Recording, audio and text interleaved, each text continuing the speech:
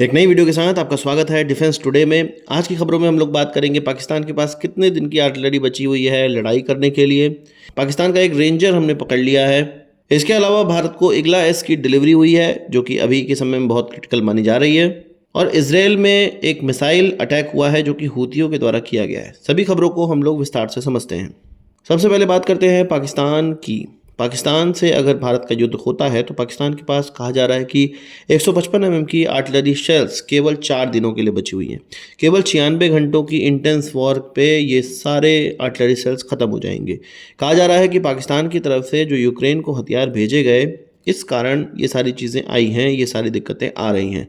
पाकिस्तान ने अपने जितने भी आर्टिलरी सेल्स थे पैसों के एवज में, या उनके जो जनरल थे उनको पैसे मिले उसके, और पाकिस्तान के बहुमूल्य आर्टिलरी सेल्स उन्होंने यूक्रेन भेज दिए।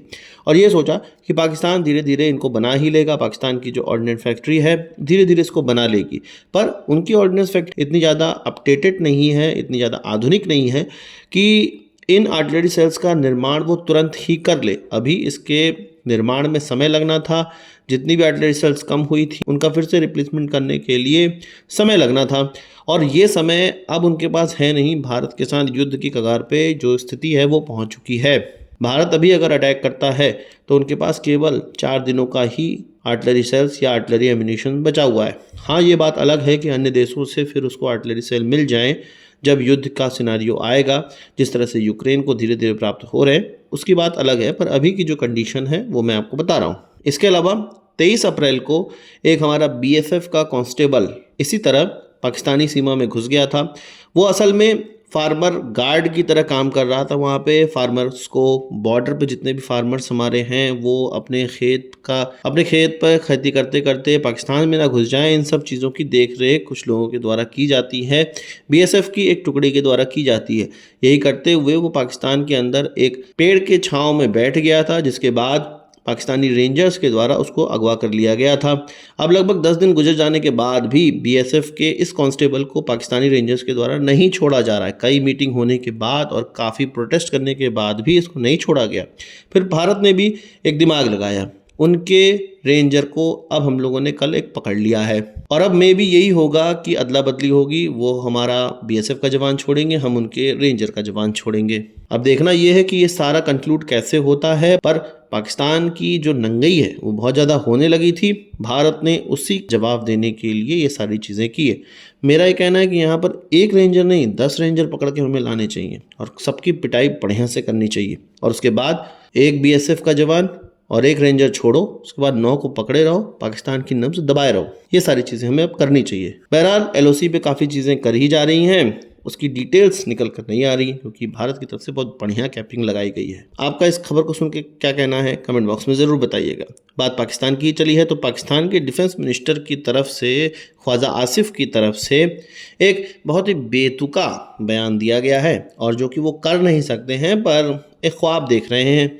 असल में इंडस वाटर ट्रीटी बंद हो चुकी है, और भारत हो सकता है आगे आने वाले समय में जो सतलज नदी है या अन्य नदियां जो कि भारत से होकर पाकिस्तान में जिसका ज़्यादा पानी छोड़ा जाता है, वो उस पर डैम हम लोग बना सकते हैं। तो यही चीज़ एक टीवी प्रोग्राम में जब ख्वाजा आसिफ से पूछा गया कि भाई अगर डैम भारत बना दे और भारत पानी रोक दे पाकिस्तान का, तो पाकिस्तान क्या करेगा? तो उनका कहना था तो हम लोग इस डैम को या किसी भी स्ट्रक्चर को बनने से पहले ही उस पर अटैक कर देंगे, उसको निस्तेनाबूद कर देंगे। उसका ये कहना था कि भारत की तरफ से अग्रेशन जरूरी नहीं है कि हथियारों का हो, फौज का हो। इस तरह के जो स्ट्रक्चर हैं उनसे भी भारत अग्रेशन कर सकता है, और ये अग्रेशन एक्ट ऑफ वॉर है, और इस चीज़ को हम लोग ख़त्म कर देंगे। अपने आप को इसराइल से कम समझ नहीं रहे हैं। इसराइल टट्टी के बराबर है नहीं, और इसराइल से कम समझ नहीं रहे हैं कि भाई दुश्मन कोई भी स्ट्रक्चर बनाएगा और ये उसको गिरा देंगे।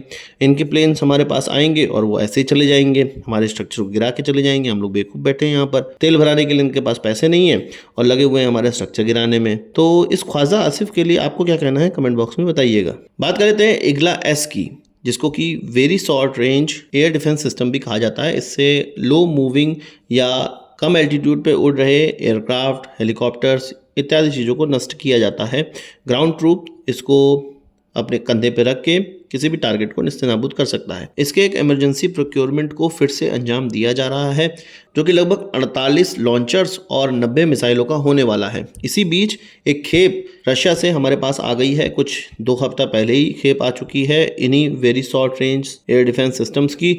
और उस खेप के बाद हमारे जो फ्रंट लाइन ट्रूप्स हैं, ये खेप उनको पहुंचाई जा रही है, जिससे कि हमें एक जान मिली हुई है और हम अब पाकिस्तान पे अटैक करने को बिल्कुल तैयार हो गए हैं अगर उनका कोई भी लो एल्टीट्यूड पे उड़ता हुआ एयरक्राफ्ट हमें दिखाई देता है तो। इसी तरह की चीज़ इंडियन एयरफोर्स भी लेना चाह रही है। साथ ही साथ इंडियन आर्मी की तरफ से मैंने आपको बता दिया कि एक नया कॉन्ट्रैक्ट फिर से अवार्ड किया गया है और ये हम लोग डायरेक्ट रशिया से प्रोक्योर करेंगे। इसके अलावा इस रशियन वेपन को अदानी के द्वारा भी भारत के अंदर बनाया जाता है और उसकी डिलीवरी भी धीरे धीरे होगी जो पुराने कॉन्ट्रैक्ट हैं उनके मुताबिक। पर जब भी इस तरह का लड़ाई का सिनेरियो होता है तो इमरजेंसी प्रोक्योरमेंट का इस्तेमाल किया जाता है और उसी इमरजेंसी प्रोक्योरमेंट के तहत इन हथियारों की डिलीवरी लगातार हो रही है। आपका इस पर क्या कहना है कमेंट बॉक्स में बताइएगा। बात कर लेते हैं हूथियों की तरफ से एक मिसाइल दागी गई इजराइल पर और उनकी बेन गुरियन एयरपोर्ट पर ये जाकर गिरी है। 1-2 लोग इस अटैक में घायल हुए हैं, पर हूथियों का बहुत दिन से मार खाने का जो मन कर रहा था उसके लिए उन्होंने कृत्य कर दिया है। अब फिर इजराइल उनको पीटेगा।